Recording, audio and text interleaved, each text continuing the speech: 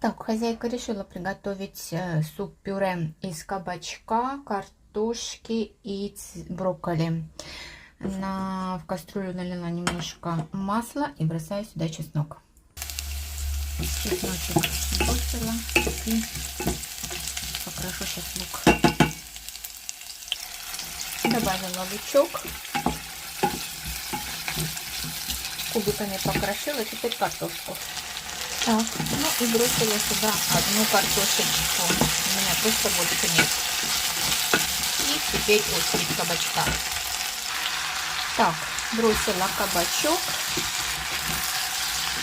И сейчас время брокколи.